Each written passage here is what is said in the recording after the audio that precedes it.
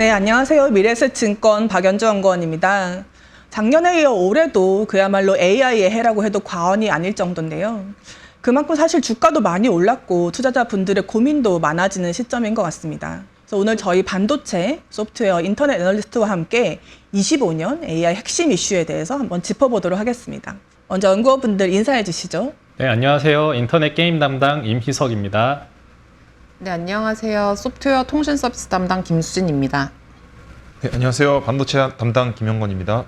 네, 올해 주가 엔비디아가 독보적으로 좋았는데요. 사실 그 배경에는 빅테크 업체들이 경쟁적으로 투자 규모를 늘렸던 데 있었죠. 하지만 동시에 이 정도의 투자 규모가 정말 지속될 수 있는가? 특히 빅테크 같은 경우는 투자 부담이 증가하면서 오히려 좀 실적이 나빠지는 것이 아닌가 이런 우려들이 있단 말이죠. 마이크로소프트가 대표적으로 올해 투자를 많이 늘리고 있는 상황인데 내년에도 정말 투자를 계속 늘릴 수 있을까요? 네, 마이크로소프트 같은 경우는 25년에도 공격적으로 캐펙스 투자가 이어질 걸로 보고 있고요. 네. 26년 상반기까지도 이제 이어질 수 있다고 보고 있습니다. 그 이유는 현재 이제 마이크로소프트 주가 부진의 배경 때문인데요. 최근에 이제 마이크로소프트가 2분기 연속으로 실적 쇼크가 나면서 어떤 언급을 했냐면 생성 AI에 대한 수요는 굉장히 많으나 우리가 데이터 센터 캐파가 부족해서 이를 다 감당할 수가 없다라는 이야기를 했습니다. 그래서 우리가 지금 아주 열심히 캐펙스 투자를 해서 데이터 센터를 지어야 앞으로 향후에 이제 중장기적인 생성 AI 수요를 다 감당할 수 있다고 언급을 했습니다.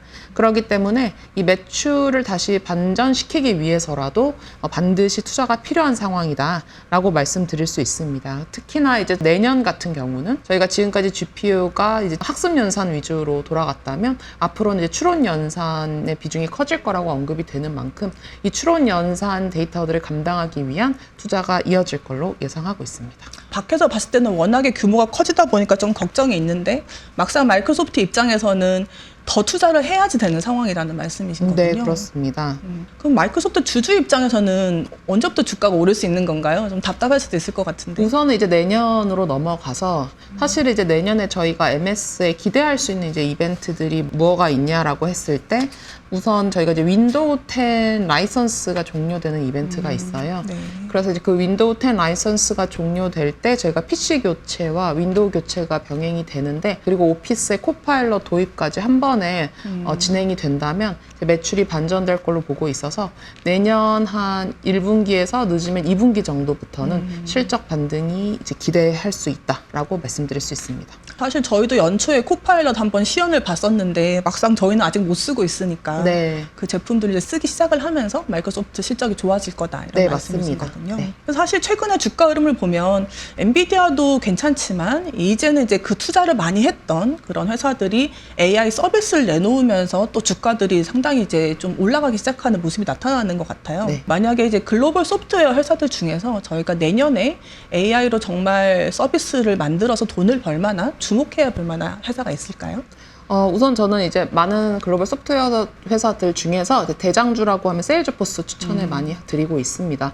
세일즈포스 같은 경우는 최근에 굉장히 많이 언급되고 있는 AI 에이전트의 대표 주자예요. 이 AI 에이전트의 특징은 여러 가지 스텝을 다 AI가 진행을 해준다는 거거든요. 네. 그래서 이제 이 세일즈포스 AI 에이전트 이름이 에이전트 포스인데 이 AI 에이전트 포스가 우리 B2B 시장에서 이제 사람을 대체하는 역할들을 많이 해나갈 걸로 기대를 하고 있고 그 부분이 이제 이번 12월에 발표된 실적에서도 조금씩 가시적인 성과가 나타나기 시작을 했습니다. 그래서 출시한 지 일주일 만에 200개 이상의 계약을 체결했다고 이야기할 정도로 반응이 굉장히 좋은 상황입니다. 네, 사실 저도 에이전트 포스 데모를 보고 굉장히 인상적이었는데 이 AI가 그냥 단순히 고객센터에서 질문에 답을 하는 게 아니라 주문도 해주고 재고도 확인해주고 사실상 사람이 하는 일을 상당 부분 하더라고요. 네. 전 그거를 보면서 정말 이제 AI가 소프트웨어 예산의 일부를 먹는 게 아니라 사람의 임금을 먹을 수도 있겠구나라는 생각을 했는데 근데 또 한편으로는 저희가 코파일럿도 그렇지만 이게 시연은 되게 멋있는데 막상 서비스를 해보려고 하면은 예를 들어서 AI 에이전트가 주문을 막 이상하게 넣는다든지 여러 가지 이제 오류들이 또 발생을 하면서 막상 또 상용화가 잘 안 되는 경우도 있었단 말이죠. 네. 이번에 에이전트 포스 같은 경우는 좀 기대를 해볼 수 있을까요? 근데 이제 제가 느끼는 바는 사실 이런 어떤 정량적인 그리고 우리가 체감하는 어떤 기술의 발전을 저희가 단정 지을 수 없지만 챗 GPT만 해도 사실 과거 2년 전과 비교해서 이제 어마어마하게 발전을 그렇죠. 했고 요즘도 저는 이렇게 쓸 때마다 더 정교해지고 있다는 느낌을 받거든요. 답변을 받았을 때. 그러면서 이제 우리가 이제 체감하는 효과들이 나타나는 것들에 대한 다양한 사례들이 생길 걸로 예상을 하고 있습니다. 그래서 이제 사례가 많아지면 많아질수록 사실 학습을 통해서 얘가 또 정교해지는 영역이다 보니까 25년도에는 조금 더 나은 결과를 기대해 볼 수 있다고 말씀드릴 수 있습니다. 아무래도 세일즈포스 자체가 뭐 고객 관리 시스템으로 굉장히 유명한 회사고 고객도 많고 데이터도 많다 보니까 이제 그런 걸로 집중적으로 훈련을 시키면은 우리가 지금 볼 수 있는 AI 챗봇보다는 훨씬 더 성능이 개선될 수 있을 것 같다. 이런 네. 기대감이 좀 있을 수 있을 것 같아요. 소프트웨어 회사들도 이제 좀 쓸만한 서비스들을 내년에 많이 내놓을 것 같은데 좀 게임 같은 업종은 좀 그런 것보다 좀 더 빨리 이 AI가 적용이 되기 시작하는 것 같아요. 올해 또 이미석 연구원이 추천하셨던 크래프톤도 주가가 상당히 좋았었고 좀 게임에서는 AI 효과가 지금 나오고 있는 건가요? 게임 같은 경우가 그래도 다른 산업 대비 굉장히 AI의 적용이 빠른 산업군으로 보시면 좋을 것 같고요. 두 가지 측면에서 말씀을 드릴 수 있을 것 같아요. 첫 번째로는 비용 감소의 측면에서 말씀을 드리면 게임에 필요한 필수적인 요소 중에 하나가 수많은 일러스트들이 필요합니다. 그거를 이전에 일러스트레이터들이 하나하나 붙어가지고 다 일일이 작업을 했다라고 한다면 지금은 AI를 통해서 먼저 한 100개, 200개 정도 뽑아본 다음에 거기에서 좀 이 회사의 화풍이나 이런 것과 잘 맞는 거를 뽑아낸 다음에 일러스트레이터가 리터치를 하는 방식으로 변화를 하고 있는데 드는 시간 자체가 이전과 대비해서 한 4분의 1 정도밖에 들질 않아요. 그러다 보니 지금 일러스트의 그 비용 자체가 한 4분의 1 정도로 떨어지고 있는 부분이 관찰이 되고 있고요. 그리고 추가적으로 생성 AI가 도입이 되면서 이전보다 개발자들이 많이 필요로 하지 않게 되었습니다. 그러다 보니 지금 인터넷 회사들과 게임 회사들 모두 이전보다 인력을 굉장히 제한적으로 좀 채용을 하고 있고 이들이 과거 코로나 직후에 2020년도부터 2022년도까지 가져왔었던 인건비에 대해서 확 올려달라고 할 수 있었던 그런 협상력을 지금 많이 잃어버렸다라고 보시면 좋을 것 같아요. 그래서 작년만 하더라도 인건비의 매출액 대비 비중이 국내 게임사들이 35%까지 좀 치솟았던 그런 구간이 있었는데 이번 3분기 실적을 기준으로 했을 때는 28%까지 내려오는 그런 모습을 보이고 있고 내년도 하반기까지 가서는 25%까지 더더욱 내려올 것으로 예상을 하고 있습니다. 여기에 추가적으로 모델링 작업을 하는 데 있어서도 예를 들어 도시 모델링을 예전에 하나하나 딴 다음에 이후에 작업을 하는 방식에서 지금은 AI로 먼저 딴 다음에 그 이후에 작업하는 방식으로 한다라고 했을 때 계략적으로 40배에서 50배 정도 시간이 단축되는 효과들이 이미 중국 게임사들에서는 좀 관찰이 되고 있어요. 그래서 결국 이 게임 산업에서의 생성 AI의 도입 본격화는 공급단에서의 혁신과 더불어 비용단에서의 절감을 모두 지금 가져오고 있다라고 보시면 좋겠습니다. 비용 절감이 뭐 한 30%가 아니라 뭐 거의 한 4분의 1, 5분의 1 뭐 엄청난 수준이네요. 그래서 마진 개선 효과도 이미 게임같이 이렇게 좀 컨텐츠 영역에서는 이미 시작이 되고 있는 게 아닌가 생각이 되는데요. 단순히 비용 절감뿐만 아니라 이제 매출 성장이나 이런 측면에서도 상당히 기여를 한다고요? 일반적으로 생각을 했을 때 당장의 공급이 늘어나면 뭐 소비자들 입장에서 뭐 다른 걸 줄이면서 이렇게 될 수도 있지만 결국 게임 산업도 전체로 봤을 땐 콘텐츠 산업의 일부이다 보니까 지금 그간 몇 년 동안 유저들이 쌓여 있었던 불만 중에 하나는 내 지갑은 열 준비가 되어 있는데 왜 재밌는 콘텐츠가 이렇게 부족하냐에 대한 부분이 큽니다. 그런 니즈를 한 번에 좀 해결해 줄 수가 있는 게 이번 생성 AI 도입 본격화에 따른 공급단의 혁신이 있기 때문에 결국 이게 중장기적으로 봤을 때도 게임사들의 외형 성장에는 굉장히 긍정적인 효과를 불러일으킬 것으로 예상을 하고 있어요. 한편으론 고민이 되는 게 아까 중국도 말씀하셨지만 비용 절감 효과가 어떻게 보면 모든 게임 산업에 다 해당할 수 있는 거잖아요. 모든 게임 업체들에서. 한국의 게임 업체들이 이제 글로벌리 계속 경쟁력이 있을 수 있는 건가요? 사실 굉장히 중요한 부분이긴 하죠. 왜냐하면 경쟁의 심화 측면에서 보면 분명히 이전보다는 경쟁이 심화되는 게 맞고 예를 들어서 국내 게임사들 중에서 가장 열심히 빠르게 도입을 하고 있는 대형사는 넥슨과 크래프톤 같은 곳이 있고요. 중소형사 중에서는 시프트업과 위메이드 이런 곳들이 있는데 결국에 중국 게임사들과 놓고 봤을 때는 중국 게임사들이 이런 생성 AI를 본격적으로 도입을 다 했던 게 2023년도의 스토리로 보시면 될 것 같아요. 그러면 결국에 이게 생산성의 혁신이 바로 나타난다라고 했을 때 어쨌든 시장이 바로 2배, 3배 이상 커지는 게 아니다 보니까 게임사가 레버리지 효과를 내기 위해서는 인력단의 어느 정도 효율화를 하는 작업이 굉장히 중요한데 중국은 조금 더 이걸 유연하게 좀 할 수가 있었고 국내 게임사들은 좀 유연성 면에서 상대적으로 좀 떨어지는 모습을 보이다 보니까 그게 굉장히 힘들었고 최근에 NC소프트가 전체 인력의 10%를 줄이는데도 굉장히 많은 반발과 시간이 소요되는 거를 보실 수가 있거든요. 그러면 제가 생각을 했을 때 그나마 국내 게임사 중에서 이러한 뭐 중국 게임사와 같은 속도로 좀 경쟁을 하고 생성 AI가 도입이 되면서 인력단에서도 효율화되는 이런 레버리지 효과를 낼 수 있는 그런 기업은 결국에 지금도 소수 인력으로 굉장히 좋은 매출과 기존의 이러한 좀 일러스트에 대한 그런 자료들이 많이 쌓여 있어서 생성 AI를 기반으로 한 2차, 3차 창작물을 만들어낼 수 있는 그런 기업이 될 것인데 그 대표적으로는 국내에서는 시프트업이 있다라고 좀 말씀을 드리고 있는 상황이에요. 게임 시장의 어떤 경쟁 구도가 바뀌기 시작을 하는 것이네요. 인터넷도 굉장히 많은 변화가 있을 것 같아요. 최근에 또 네이버 추천하시고 계신 걸로 아는데 인터넷 쪽에는 좀 어떤 변화가 있고 어떤 데 주목해야 될까요? 인터넷도 큰 변화를 좀 앞두고 있는 그런 상황이고요. 인터넷도 생성 AI가 뜨거운 감자로 이제 부상을 하고 있을 때는 국내 인터넷 회사들도 잘 할 수 있다라고 하면서 파운데이션 모델단에 굉장히 좀 크게 도전을 하는 모습들을 많이 보였고 이게 B2B단에 뭔가 유의미한 성과가 1, 2년 뒤에 나오지 않을까라는 그런 시장의 기대도 받았습니다만 실질적으로 지금 파운데이션 모델단의 경쟁이 글로벌 빅테크들과 비교를 했을 때는 규모 면에서 너무나도 좀 다른 이야기이다 보니까 뭔가 효용이 지금 나오고 있거나 유의미한 매출을 저희가 기대할 수 있는 상황은 아닌 것 같아요. 다만 B2C단에 결국에 네이버가 검색 그 안에서도 구매의 목적성을 가지고서 검색을 하는 유저들이 많이 있고 그 유저가 결국 구매의 목적성을 가지고서 들어왔고 이 유저와 맞는 무언가의 상품이 이 SKU 사이에 있을 텐데 그거를 매칭을 못 시켜주다 보니까 지쳐서 나가는 경우가 굉장히 많은데 이렇게 매칭을 시켜주는 역할을 생성 AI를 도입을 하면서 해볼 시도를 하고 있고요. 내년도에 출시가 되는 클로바포 애드라는 광고 상품이 이전에는 저희가 나이키에서 어떤 물건을 산다라고 했을 때 한 번 검색을 한 다음에 색상은 무엇이고 가격은 무엇이고 이런 식으로 한 번씩 이제 검색을 타고 들어가야 됐다라고 한다면 지금은 문장 단위로 한 번에 검색을 한 다음에 네이버의 클로바포 애드라는 이 새로운 광고 시스템이 그거에 맞는 최적의 선택지 3개에서 4개 정도를 제시를 해주면서 소비자들이 편하게 바로 구매를 할 수 있도록 결과론적으로는 구매 전환율이 올라오는 효과를 기대할 수 있다라고 보시면 좋을 것 같아요. 지금 전반적으로 소프트웨어도 그렇고 뭐 게임도 그렇고 AI 도입의 효과가 사실 굉장히 극적으로 나타나고 있기 때문에 AI 투자가 사실 후퇴하기는 쉽지 않을 것 같아요. 근데 또 엔비디아에 대한 고민은 이게 지금 학습용 AI 칩에서 엔비디아가 너무 절대적인 점유율을 가지고 있고 또 최근에 뭐 아마존 같은 경우도 자체 칩 개발을 하고 또 애플도 쓰겠다고 하고 어떻게 보면 이제 엔비디아의 어떤 독점 구조를 깨기 위한 여러 노력이 진행이 되고 있단 말이죠. 그러면서 투자자들의 고민이 있는데 엔비디아 담당자로서는 좀 어떻게 보고 계신가요? 엔비디아가 아무래도 점유율이 상당히 높은 상황이다 보니까 그런 부분들에 대한 우려를 하고 계신 것 같습니다.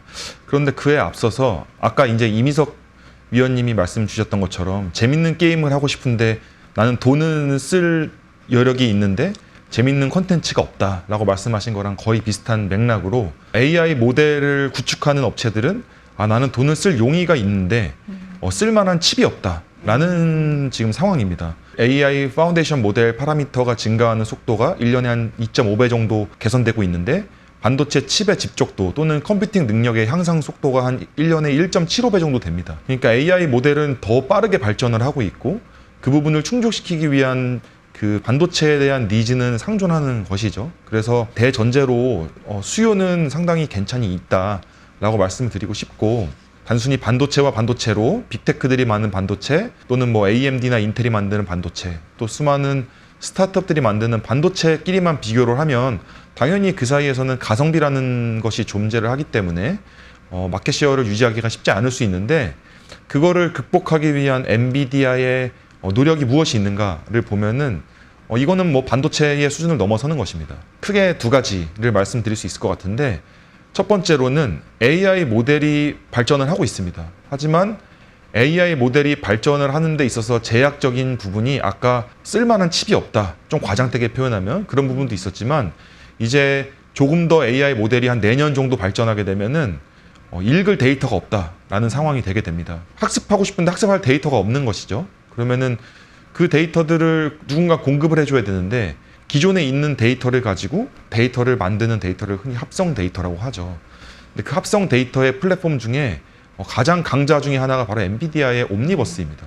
엔비디아는 AI 모델이 훈련할 수 있도록 두뇌를 제공해주고 그 AI 모델이 똑똑해졌을 때 공부하고 싶은데 데이터가 없다. 그럼 데이터를 공급해주는 역할을 합니다. 두 번째로 말씀드릴 수 있는 것은 엔비디아의 경쟁 제품을 쓰려고 하는 주체들한테 엔비디아를 쓸 수밖에 없게끔 하는 일종의 락인 전략이라고 할 수가 있는데 크게 두 가지가 있습니다. 첫 번째로는 여러 가지 기업체들이 자체의 AI 모델을 구축하고 싶어 하거든요. 하지만 그러한 과정에 있어서 외부에서의 파운데이션 모델을 쓰는 경우들이 있고 그런 부분들을 엔비디아가 직접 구축을 해주는 것입니다. 그런 거를 AI 파운드리 서비스라고 하고 대신에 그러한 모델을 돌리는 데 있어서는 엔비디아의 GPU를 일정 부분 쓰면 효율이 더 좋아지게끔 하면서 고객을 좀 락인을 하는 거죠. 또 두 번째로는 엔비디아는 더 이상 기업체들이나 일반 회사를 상대하는데 연연하지 않습니다. 최근에 젠슨왕 대표가 출장 다니는 곳을 보면 중동이라든지 동남아 이런 부분들을 많이 다니는데 국가가 갖고 있는 데이터를 활용하면 상당히 인사이트 있는 모델을 만들 수 있는데 국가가 갖고 있는 데이터들은 국가의 비밀을 담고 있거든요. 그런 비밀 데이터를 빅테크들한테 넘겨주기에는 상당히 부담이 있고 또 백업하는데도 시간이 오래 걸립니다. 그래서 엔비디아가 직접 국가별로 AI 모델을 만들어주겠다는 거죠. 그것이 데이터의 주권을 지켜주겠다 하는 소버린 AI 모델이 되겠고요. AI 파운드리와 소버린 AI 두 개의 모델로 칩으로만 가지고 경쟁할 수 없는 경쟁 구도에서 엔비디아의 칩을 사용하게끔 강조하는 모델을 구축하고 있다라고 말씀드리면 될 것 같습니다. 빅테크 입장에서는 이게 자체적인 반도체를 써서 비용을 절감하는 것도 중요하지만 또 AI 경쟁에서 뒤지지 않는 것도 사실 중요하기 때문에 자체 칩을 쓰는 데에서 또 고민이 또 많이 있을 것 같기도 합니다. 네, 한국의 반도체 업체들 같은 경우도 AI 수요로 HBM 관련 수요가 상당히 증가를 하고 있는데 이쪽도 이제 워낙에 좋다 보면은 공급이 또 늘어나게 되니까 내년에는 HBM이 공급 과잉에 들어가는 것이 아닌가 이런 우려도 계속 있는 걸로 알고 있는데요. 여기에 대해서는 좀 어떻게 전망을 하시나요? 네, 아무래도 수요가 워낙 강하다 보니까 저희가 그 과거에도 한번 4차 산업혁명 때 초기 때 한번 큰 사이클이 있었고 그때도 글로벌 반도체도 마찬가지였지만 반도체가 한번 부흥을 이뤘다가 또 조정받는 기간이 있었잖아요. 그래서 그런 부분들을 어떻게 보면은 떠올려서 그런 우려를 갖고 계신 것 같은데 맞습니다. 빅테크들이나 이제 한국에서 말씀하신 AI 반도체가 이제 HBM이 될 텐데 HBM의 고객은 엔비디아가 될 수도 있고 빅테크가 될 수도 있습니다. 근데 이제 과거 같은 경우에는 고객이 얼마나 필요로 하는지 정확하게 파악하기가 힘들었습니다. 고객이 서버를 10대 필요하다 또는 서버용 디램이 10개 필요하다라고 하면은 그거를 믿을 수밖에 없었습니다. 왜냐면은 고객이 실질적으로 얼마나 필요한지 모르기 때문이죠. 그러면 어떤 문제가 생기냐면 수요가 좋구나 하면서 공급자들이 과도한 증설에 이제 빠지게 됩니다. 그래서 어느 순간에 수요자가 필요로 하는 물량보다 증설하는 분량이 더 커지게 되면은 거기서 공급 과잉 사태가 벌어지면서 협상의 헤게모니가 구매자한테로 넘어가게 되는 그런 상황이 펼쳐지게 되는데 AI 반도체는 아주 특이한 구조를 갖고 있습니다. 제조 과정에 있어서 일단은 빅테크들이 만드는 반도체와 엔비디아가 내는 GPU 100%를 TSMC에서 생산을 하고 있어요. 반도체 업체들한테 HBM을 받아서 엔비디아의 반도체와 빅테크의 반도체들과 붙여주는 이제 공정을 하게 되는데 그거를 이제 COWS, 코어스 공정이라고 합니다. 그런데 그 코어스 공정의 생산 능력 또는 캐파라고 하는 부분이 어느 정도는 시장에서 알려지고 있습니다. 그러니까 아무리 엔비디아나 빅테크들이 우리가 HBM이 뭐 100개가 필요하다 라고 주장을 할지라도 HBM 제조사 입장에서 코어스의 캐파가 그 정도가 아닌 것 같은데 우리가 HBM을 많이 생산해봤자 의미가 없다라는 부분들을 인지를 하고 있거든요. 단순히 이제 과거와 같은 수준의 공급 과잉으로 흘러가기는 좀 쉽지 않다라고 구조적인 부분에서 설명을 드리고 또 하나는 거래에 있어서 대부분의 현재까지의 HBM은 중장기 공급 계약 기반입니다. 그래서 구매자가 필요로 하는 부분을 사전에 얘기를 하고 그 부분을 선불로 일정 부분을 납입하게 돼 있기 때문에 단기간에 가격이 변동한다거나 또는 공급 과잉으로 구조가 흘러가기는 좀 지금은 조금 제한적인 상황이다 라고 말씀드릴 수 있을 것 같습니다. 네, 사실 이게 저도 예전에 반도체 RA 했을 때 보면은 수급 전망을 매번 하는데 이 수급 전망이 맞기가 쉽지가 않잖아요. 수요도 예측을 해야 되고 공급도 예측을 해야 되고. 근데 이제 AI 반도체, 특히 HBM 같은 경우는 상황이 좀 다르다는 거네요. 어떻게 보면 좀 수급 전망을 어느 정도 예측할 수 있는 그런 여러 가지 요소들이 있다. 이런 말씀이신 거네요. 좋을 때 확 좋고 안 좋을 때 아주 안 좋은 이 진폭이 크다라는 변동성 때문에 메모리 업체들의 밸류에이션이 낮게 부여받았던 것이 사실입니다. 하지만 HBM이 절대적인 금액도 높아서 수익성도 좋을 뿐만 아니라 전반적인 예측 가능성과 사이클의 진폭을 줄인다는 측면에서 메모리 업종에는 상당히 큰 도움이 되고 있는 것이 사실입니다. 굉장히 반도체 산업에서 의미 있는 어떤 지점이라고 생각이 되네요. 네, 이상까지 25년 주요 업종 이슈들 한번 점검을 해봤고요. 마지막으로 저희 각 업종별 투자 포인트와 리스크 요인 점검해 보도록 하겠습니다. 먼저 반도체부터 말씀해 주시죠. 엔비디아에 대해서 최근에 어느 정도 아주 시원하게 오르는 모습은 좀 보이지 못해서 걱정이 많으실 것 같은데, 저는 이런 부분이 제가 말씀드리는 투자 포인트를 잘 인지하시면은 크게 우려하지 않아도 된다라는 부분을 말씀드리고 싶습니다. 첫 번째로 단순히 반도체를 공급하는 것이 아니라 데이터까지 제공을 한다. 단순히 반도체를 가지고 경쟁하는 것이 아니라 AI 모델이 필요로 하는 데이터의 한계가 왔기 때문에 그 데이터까지 공급을 한다. 즉 AI 모델이 성장하는 데 필요한 반도체, 그 AI가 학습하는 데 필요한 데이터까지 공급을 하는 이 옴니버스라는 플랫폼을 큰 투자 포인트로 삼고 있고요. 두 번째로 반도체만 가지고 경쟁을 하다 보니까 그 경쟁 구도에서 벗어나기 위해서 국가를 상대하는 소버린 AI 또는 AI 모델을 직접 만들고자 하는 주체들에게 모델을 공급하면서 GPU 사용을 장려하는 이제 AI 파운드리, 요 두 가지 모델이 대부분 하나의 또 투자 포인트라고 말씀드릴 수가 있겠고요. 또 세 번째 포인트로는 단순히 반도체 칩만을 공급하는 것이 아니라 반도체 칩으로 구성된 서버를 엔비디아가 인수한 업체가 있습니다. 과거에 멜라녹스라고. 그 멜라녹스라는 네트워킹 시스템을 이용해서 하나의 거대한 데이터 센터 시스템을 구축해주는 비즈니스 모델을 가지고 단순히 칩만 공급하는 것보다는 훨씬 더 높은 성능을 제공받을 수 있는 그런 소위 이제 TCO라고 하죠. TCO 측면에서 유리한 모델을 공급한다라고 보시면 될 것 같고, 세 번째는 시스템을 파는 거니까 그냥 말씀을 드렸지만 첫 번째 데이터를 제공한다든지 두 번째 포인트였던 AI 파운드리를 한다든지 여러 가지 소프트웨어 관련된 부분들은 손에 잡히는 게 없는 것이 아닌가라고 우려할 수 있지만 이미 이 관련된 매출액이 1조 원을 넘는 수준으로 지난 분기부터 발생을 하기 시작했습니다. 아마 높은 성장을 보이면서 이러한 투자 포인트에 대한 확신을 부여할 것이라고 말씀드릴 수 있을 것 같습니다. 간단하게 리스크 요인도 한번 점검해 주실까요? 리스크 요인이라고 할 것 같으면 HBM에 대해서 대화를 나눌 때 HBM은 공급 과잉 가능성이 낮다라는 이유로 빅테크들이나 엔비디아가 필요로 하는 반도체가 대부분 TSMC의 코어 스캐파를 이용해서 만든다라는 부분을 말씀을 드렸습니다. 그래서 HBM 입장에서는 코어스라는 아주 투명한 거울을 통해서 수요를 예측할 수 있는 용이성이 있는 것인데, 안타깝게도 빅테크 분들이 옆에 계시는 김수진 위원이 담당하시는 마이크로소프트가 엔비디아의 반도체를 얼마나 필요로 할지는 엔비디아 입장에서는 솔직히 알기가 힘듭니다. 만약에 빅테크가 소위 얘기하는 더블 부킹 전략을 쓴다든지 또는 재고 전략을 썼을 때 엔비디아 입장에서는 이 부분이 조금 예측 가능성이 떨어지는 부분이 있기 때문에 굳이 리스크 포인트를 뽑자면 이 부분을 말씀드리겠습니다. 네, 알겠습니다. 다음으로 소프트웨어 말씀 주시죠. 우선 소프트웨어에서 글로벌 소프트웨어 종목 하나와 국내 소프트웨어 종목 하나씩 말씀을 드리도록 하겠습니다. 글로벌로는 이제 앞서 말씀드린 세일즈포스 탑픽으로 추천을 드리는데요. 이 에이전트 포스라는 게 본격적으로 판매된 게 이제 지난 분기부터입니다. 그래서 이제 뭐라고 했냐면 2개 분기 정도는 의미 있는 매출이 날 수는 없다. 왜냐하면 저희가 이제 B2B 소프트웨어는 구축하는데 이제 6개월 정도는 시간이 소요되기 때문에 지금 이제 계약은 해도 매출이 이제 인식되는 건 내년 상반기에서 이제 하반기부터 본격화될 것이라고 이야기했기 때문에 이 점에 대해서 주목을 해볼 수 있고요. 두 번째로 이제 데이터 클라우드라는 단어를 제가 썼는데, 사실 생성 AI에서 가장 핵심은 데이터입니다. 그러니까 기업들이 얼마나 많은 데이터를 가지고 있고 그 데이터를 얼마나 잘 활용할 수 있느냐가 생성 AI의 어떤 솔루션 자체 성과를 차이별화를 가져올 수 있는데, 지금 세일즈포스 같은 경우는 기존에 우리 세일즈포스가 창업할 때부터 클라우드 서버 기반으로 CRM이라는 플랫폼 판매해 왔기 때문에 데이터가 다 클라우드 서버에 저장이 되어 있습니다. 그래서 이 데이터들을 조금 더 편리하고 용이하게 응용을 해서 바로 이제 B2B 솔루션에 적용을 할 수 있는 거죠. 그러면서 이 데이터 클라우드라는 제품을 출시함으로써 유효 시장이 사실은 2배 이상 커졌다고 평가를 받고 있어요. 그만큼 이제 상방이 크게 열린다고 볼 수 있기 때문에 이 유효 시장이 얼마나 확대돼 가고 그러면서 이제 기업들이 고객당 ASP 단가가 얼마나 올라가는지 저희가 이제 주목을 할 수 있고요. 마지막으로 이제 AI 자체가 기존 제품들보다는 고마진 제품으로 알려져 있습니다.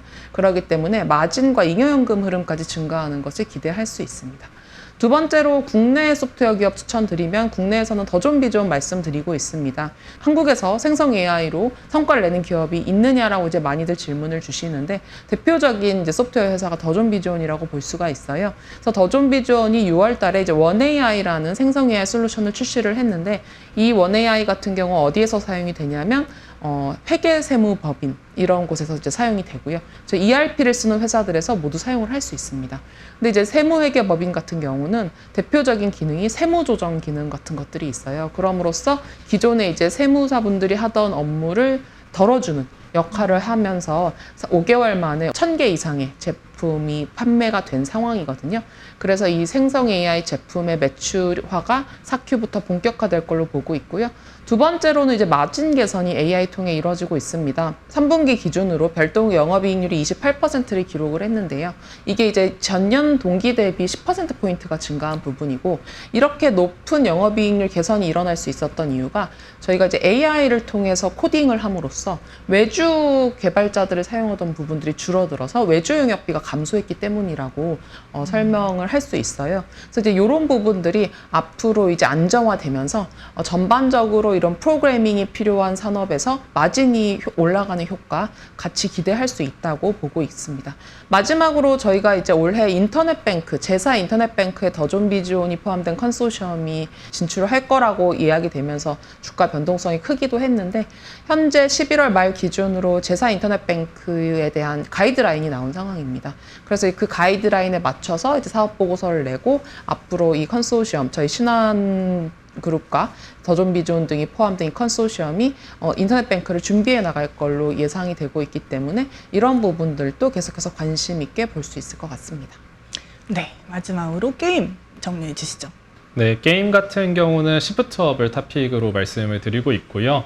우선 게임 업종 내에서도 장르단에 본다라고 한다면 서브컬처 게임, 결국 미소녀 수집형 이런 RPG가 굉장히 글로벌에서 인기를 끌면서 고성장을 하고 있는데 해당 부문에서 글로벌 전체 안에서 본다라고 해도 이 시프트업이 탑5 안에 들어가는 회사로 보시면 좋을 것 같아요. 해당 부분에 대한 좀 밸류에이션 측면에서의 리레이팅이 있을 것으로 예상을 하고 있고요. 추가적으로 니케라는 메인 캐시카우가 여전히 굉장히 잘 되고 있습니다. 출시 2년이 지났음에도 여전히 유저의 트래픽과 함께 매출이 반등이 있는 상황이고 3분기 실적에서 있었던 니케가 YOY 11% 감소하면서 중장기적으로 봤을 때 꺾일 수 있는 거 아니냐라는 우려는 4분기 이후에는 좀 해소가 되고 있다라고 보실 수가 있겠습니다. 그리고 내년도 상반기의 모멘텀도 굉장히 좋다라고 말씀을 드릴 수가 있는데 내년도 2분기에 니케 중국 확장을 앞두고 있는 상황이고요. 그리고 스텔라 블레이드 콘솔 작품이 올해 4월에 출시가 됐는데 내년도 2분기에 PC 확장을 지금 앞두고 있는 상황입니다. 그래서 내년도 상반기로 가면서 이 신작에 대한 기대감이 올라오며 멀티플이 다시 한번 리레이팅이 될 수 있다라고 좀 판단을 하고 있고요. 리스크도 말씀을 드린다면 결국 1분기까지는 굉장히 강한 기대감을 받을 것으로 예상이 되나 2분기 이후에 실제로 니케 중국이 출시가 되는 그 시점에 예를 들어서 좀 니케 중국에 대해서도 우려가 되는 부분이 하나 있다라고 한다면 중국으로 출시되는 게임들 같은 경우는 검열의 이슈에서 자유롭지가 못한 부분이 있다 보니까 뭐 복장에 대한 검열 이런 부분이 좀 얼마나 되느냐에 따라서 흥행의 불확실성은 2분기 이후에는 생길 수 있다라는 점이 하나의 리스크 포인트로 보시면 좋을 것 같습니다. AI 산업이 모든 영역에서 굉장히 많은 변화와 또 부가가치를 가져오기 시작하는 것 같습니다. 저도 이제 빅테크들 커버를 하면서 사실 최근에 제일 많이 듣는 질문이 AI 주들 많이 올랐는데 계속 갈 수 있냐 이런 질문인데요. 사실 오픈 AI가 최근에 이제 AI 5단계라고 이제 제시를 했죠. 그래서 지금까지 저희가 AI를 통해서 할 수 있었던 거는 그러니까 챗봇인 상태에서 지금 고도화되는 것이었다 그러면 내년부터는 아까 보셨던 에이전트 포스 같은 그런 에이전트들이 나오기 시작을 하고 이 에이전트들은 단순히 질문에 답하는 것이 아니라 어떻게 보면 사람이 하는 일 전체를 처리할 수 있게 됨으로써 잠재 시장 규모가 굉장히 커질 수 있다는 것이죠. 그래서 여전히 AI 혁명은 아직도 1단계에서 2, 3단계로 넘어가는 과정이고 4, 5단계로 또 넘어가는 과정이 있을 걸로 예상이 됩니다. 네, 25년에도 AI에 굉장히 많은 관심을 가져야 될 것 같은데요. 그 길에 저희 리서치 센터도 함께 하겠습니다. 이상 시청해 주셔서 감사합니다.